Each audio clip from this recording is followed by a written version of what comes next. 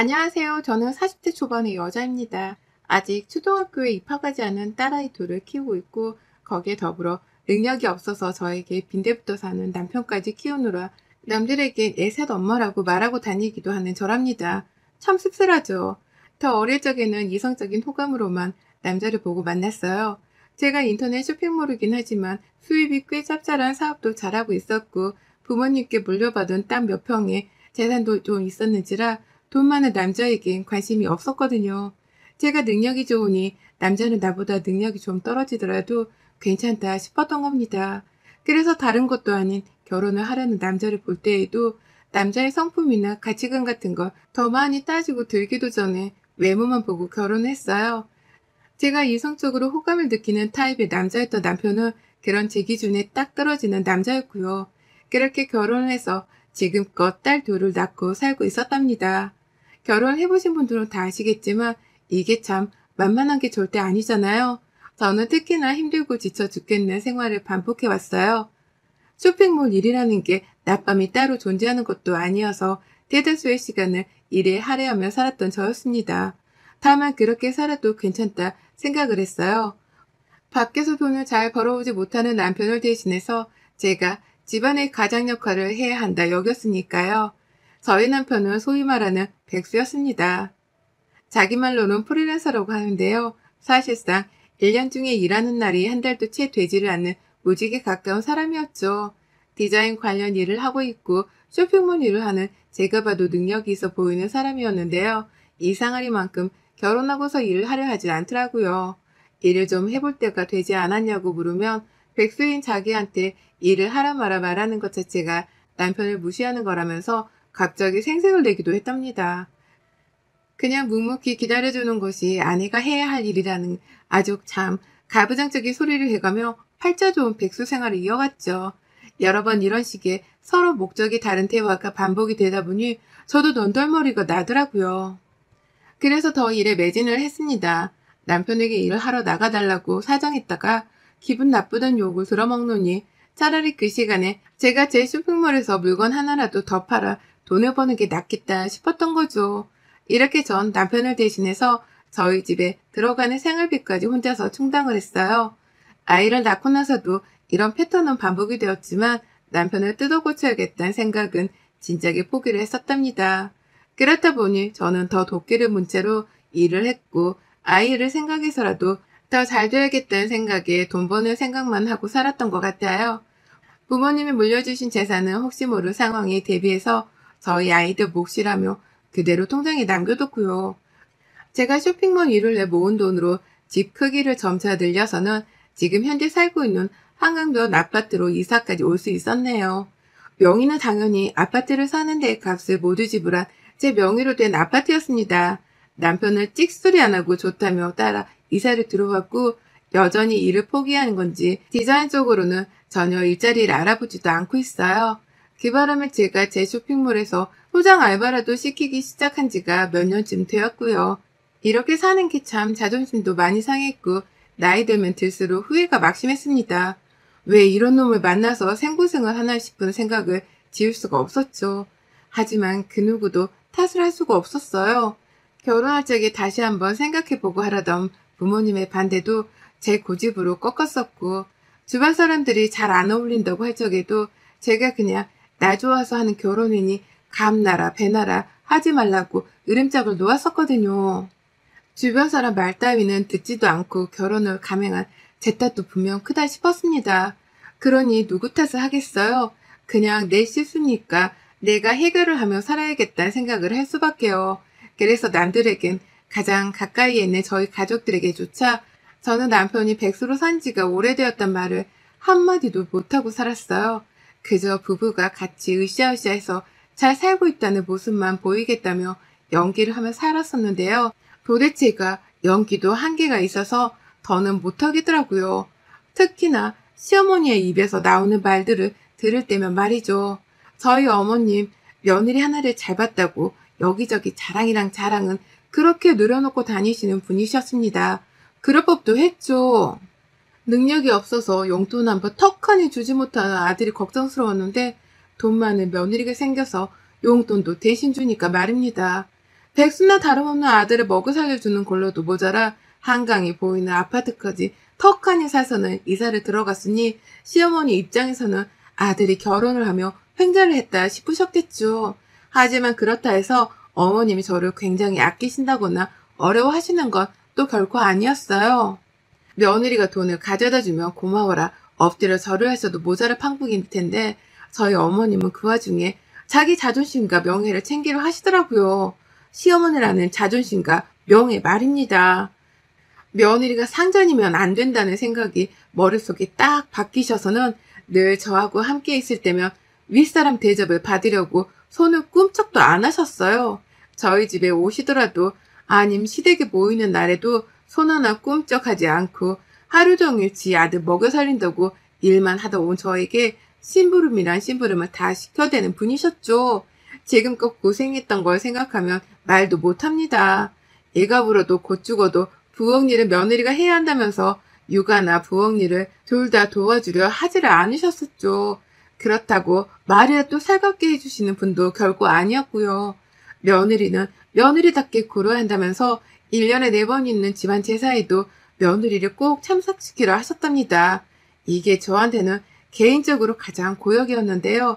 백수 아들을 대신해서 일하느라 똥줄 타는 며느리를 배려해 주시기는커녕 늘 제사 때만 되면 저를 어떻게든 부려먹지 못해 안달이셨죠.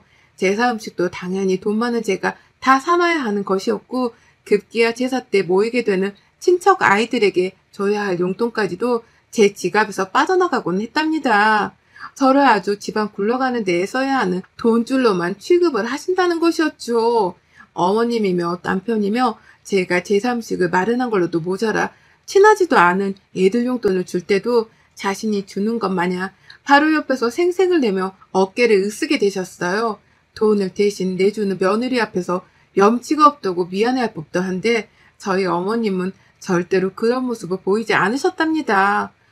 정말 미치고 펄쩍 뛸 노릇이었죠. 평상시 저를 부를 때에도 어머님은 야 거리면서 짜증이 난다는 듯 불러대는 게 일수였고 시아버지가 돌아가신 후로는 부쩍 외롭단 말을 자주 하시면서 학가 얘기도 서슴찮게 하셨네요. 이런 저하고 급기야 같이 살겠다고까지 하는 시어머니의 심보에 저는 펄쩍 뛰었고요. 이젠 제가 하다하다 백수 남편으로도 모자라 그 남편의 애미까지 한 집에서 보살피며 키워야 하는 건가 싶어서 입에 거품을 물고서 거절을 했었답니다. 합가만큼은 내 인생에 절대로 일어나지 않을 일이라고 하면서 남편에게 경고까지 날리며 못을 박아두기도 했었죠. 하지만 자꾸 한강을 보고 살고 싶다고 말을 하며 합가를 하고 싶다 하는 시어머니 때문에 제가 한 번은 시어머니께 쌍심지를 켜고 막말을 날리기도 했었어요. 그렇게 외로우면 재혼해서 사세요.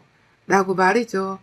그날 후로 어머님도 자존심이 상하신 건지 학가 얘기를 따로 안 하셨고 그래서 이 일은 이딸락이 되었다고 생각했는데요. 잠시 일이 바쁘고 애 키우는 게 바빠 시어머니를 뒷전으로 두고 살았던 지난 몇 개월 동안 시어머니가 반전의 준비를 해오고 계셨더라고요. 며느리인 저하고 한 집에서 살며 아들도 보고 돈도 받고 님도 보고 뽕도 딸 그런 준비를 말입니다. 지난 4월에 갑자기 날라온 전화 한 통을 무의식 중에 받았는데요. 부동산이라는 거예요.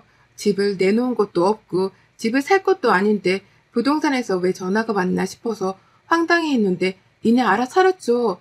설마 시어머니가 뭔 수를 쓰신 건가 하고 말이죠. 그리고 아니나 다를까 부동산 사장님이 시어머니 동네 이름을 언급하면서 여기 집 내놓으신 거 살 사람 있는데요.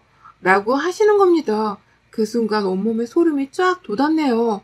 시어머니가 사시는 현지 집을 파시려고 한 걸로도 모자라 저한테 이걸 알리겠다고 부동산에다가 제 전화번호까지 공유를 했다는 사실에 기똥이 찼죠. 그래서 전 바로 일을 하다 말고 뛰쳐나가서는 집 내놓은 걸 내려달라 했습니다. 그리고 시댁을 찾았죠. 어머님은 처음에 당황을 하시다가 나중엔 네가 뭔데 집을 내놓지 말라 난리야. 내가 내 아들 보러 들어가 살겠다는데 라고 하며 우겨대셨어요. 4명이 내 집인데도 불구하고 당신 아들 집이라고 생각을 하시는지 아주 당당하게 할 말을 뱉어내셨죠. 그 바람에 예상치도 못하고 시댁에 갔다가 시어머니로부터 공격을 당한 전 차오르는 분노에 말도 제대로 하지 못한 채 절대로 합가는 없어요. 라는 말만 반복하다가 답답하기 싫이 집으로 돌아왔답니다. 그날 저는 밤새도록 시어머니께 당했다는 생각에 화가 차올라 잠도 못 잤고요. 옆에 있던 남편이랑도 주먹만 안 날렸을 뿐 피터지게 말싸움을 해가면서 시어머니 좀 단속하라는 말로 밤을 샜어요. 어떻게 돈 한 푼 보태지도 않는 며느리 집에 허락도 안 받고 들어오려고 생각을 할 수 있냐며 머리를 절레거렸고, 합가를 하게 되면 너랑 나랑 이혼이라면서 남편에게는 이혼까지 하겠다는 말까지 불사지르며 경고를 제대로 했습니다. 그제서야 남편도 마음대로 하라는 식으로 대답을 하고서는 더는 합가 이야기를 꺼내지 않더라고요. 그래서 전 이렇게 찜찜하지만 합가 문제가 어떻게든 해결이 된 줄 알았어요. 그런데 6월이 되어서야 이 문제는 다시금 수면 위로 차올랐답니다. 분명히 이혼도 하겠다는 경고를 날렸는데 남편이나 시어머니는 그게 그렇게 심각하게 들리지를 않았던 모양이더라고요. 또다시 부동산에서 연락이 오고야 말았어요. 남편 핸드폰으로 집을 사겠다는 연락 말입니다. 남편이 잠깐 음식물 쓰레기를 버리러 간 사이 핸드폰으로 자꾸만 전화가 걸려오길래 누구 전화인가 싶었어요. 저장도 되어 있지를 않은 게 찜찜하기도 해서 제가 무턱대고 한 통을 받았는데요. 집을 사겠다는 사람이 있단 부동산 사장님의 연락이었죠. 어느 집이냐 물으니 글쎄 또 시어머니 집인 거예요. 어머님이 여태 가만히 계시기는커녕 오히려 여기저기 더 많은 부동산에다가 전화를 해가면서 집을 팔고 계셨던 겁니다. 그것도 이번엔 제 전화번호가 아니라 남편의 전화번호를 남기셔서는 저만 쏙 빼놓고 이 일을 도모한 거예요. 하지만 그게 끝이 아니었습니다. 기분이 너무 나빠서 핸드폰을 껐다가 혹여나 이 자식이 시어머니랑 대화라도 나눴을까 싶은 마음에 카톡이 들어가 봤어요. 그랬더니만 찾을 노력을 하지 않아도 상단에 시어머니 카톡이 떠 있더라고요. 그리고 그 두 사람이 나눈 대화를 읽는데와 정말 온몸이 끓어가는 걸 느꼈답니다. 너무 화가 나서 감정이 주체가 되질 않더라고요. 글쎄 두 사람이서 서로 집만 팔면 너네 집으로 들어간다. 들어와. 여기 어차피 내 집이야. 라는 말 같지 않은 대화를 나눴더라고요. 이 집 명의는 분명히 내 집인데 남편은 지 집이나 다름이 없다면서 주제넘게 시어머니를 모셔올 생각을 하고 있었고, 시어머니는 그런 아들을 믿고 자신의 깡을 믿으며 집부터 팔아버리고는 제 집으로 들어올 생각부터 하셨던 겁니다.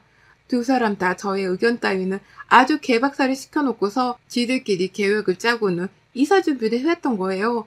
부동산에 집을 파는 것에 남편도 주기적으로 물어보며 관리를 하고 있었고, 제 예상보다 더 치밀하게 두 사람은 저희 아파트에 들어와 함께 살 계획을 도모했습니다. 더 읽을 수도 없을 만큼 혈압이 올랐네요. 순간 캡처를 해야겠다 싶어서 그 모든 카톡을 제 핸드폰으로 사진을 하나하나 찍었어요. 혈압이 올라 뒷목을 곧 잡겠구나 싶은 타이밍에 남편이 집 안으로 들어오더라고요.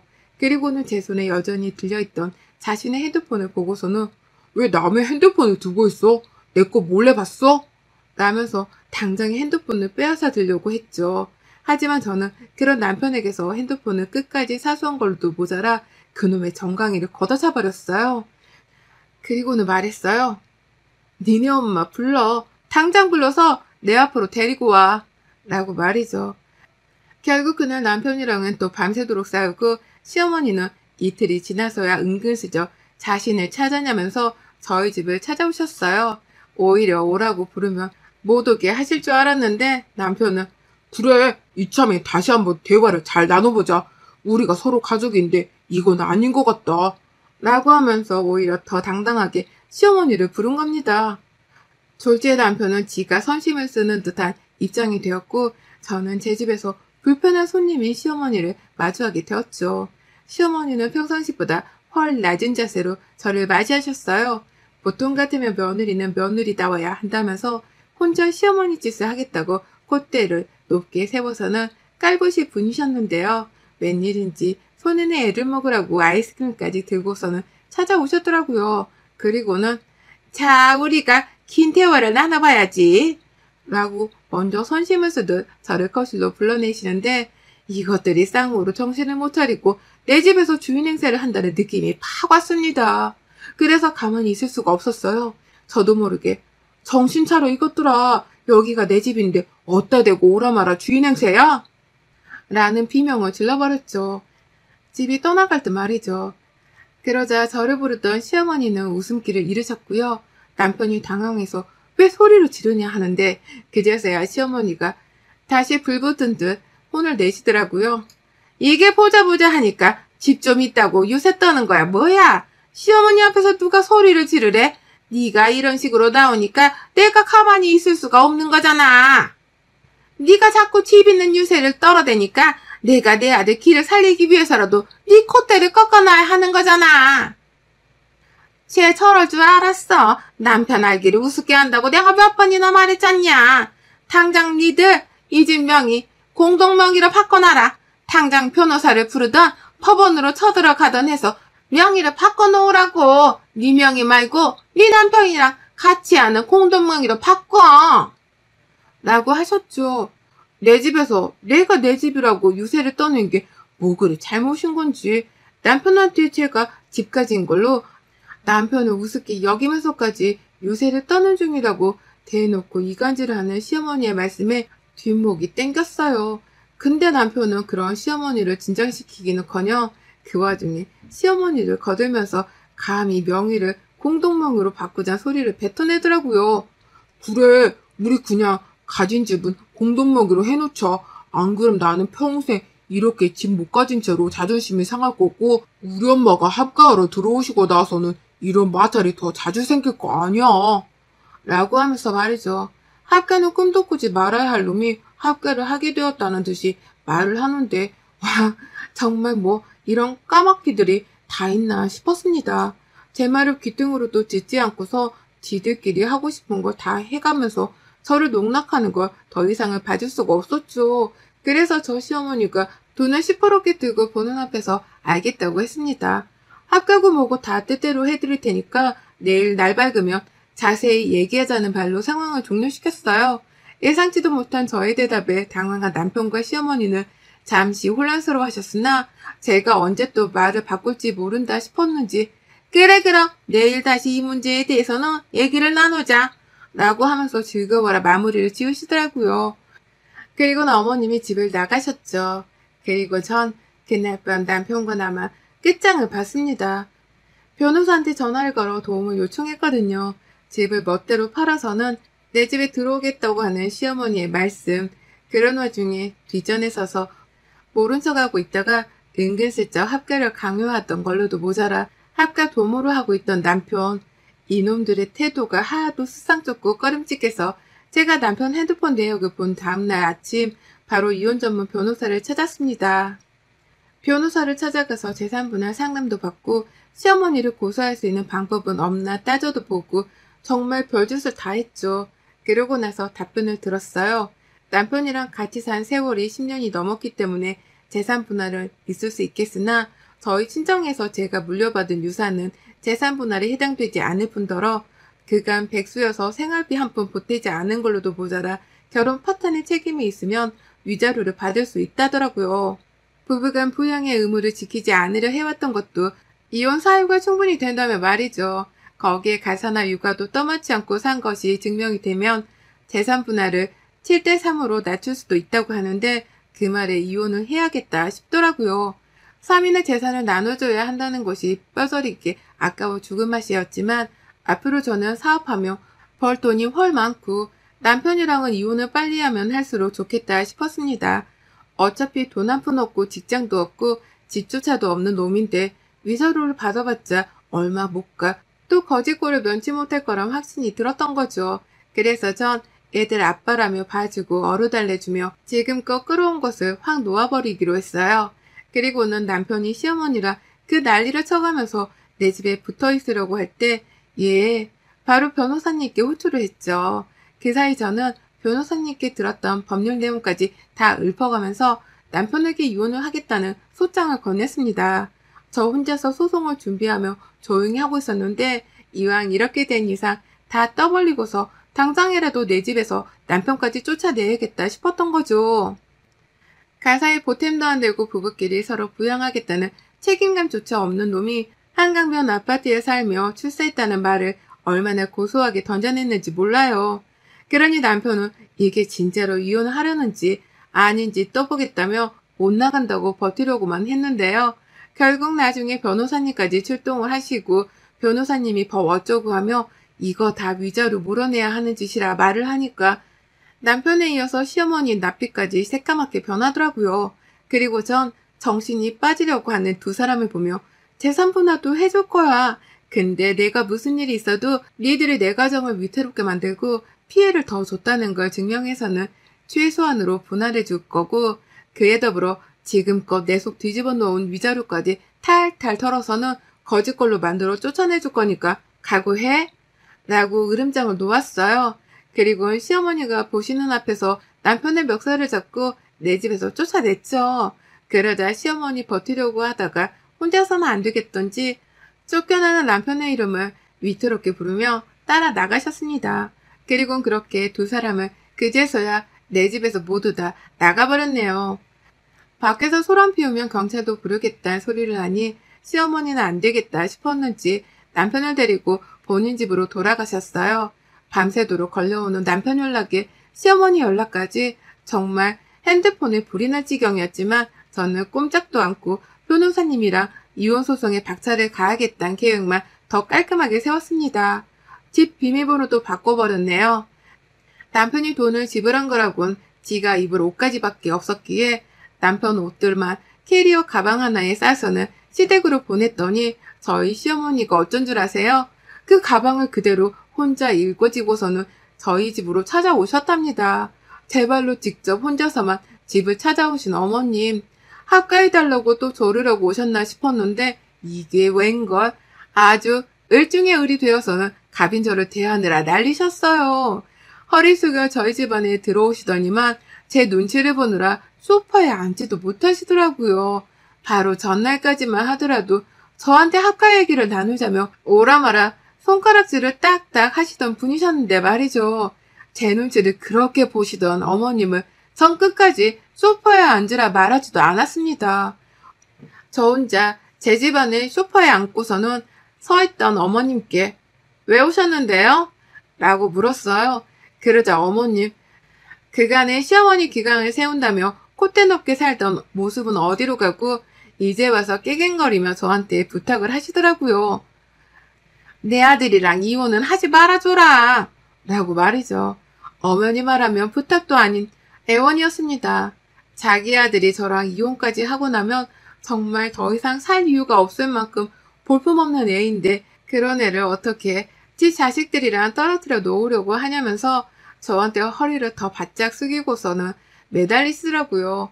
제발 한 번만 아들 인생을 다시 구제해달라고 말이죠.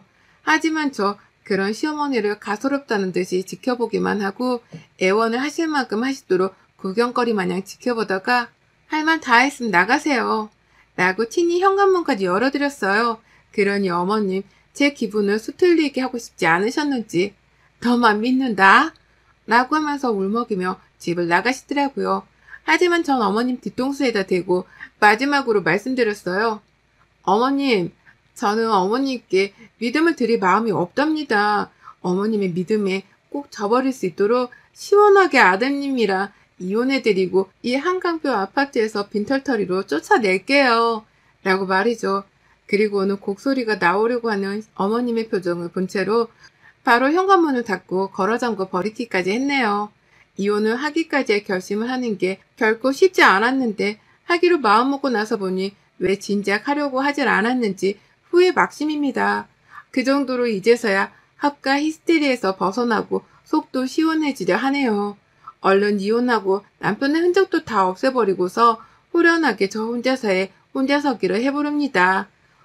황금알 낳아주는 거위를 제 손으로 쫓아낸 시어머니와 남편이 평생 후회로만 범벅이 되어 사시길 바라며 말이죠. 여러분의 생각은 댓글로 남겨주세요. 오늘도 시청해주셔서 정말 감사합니다.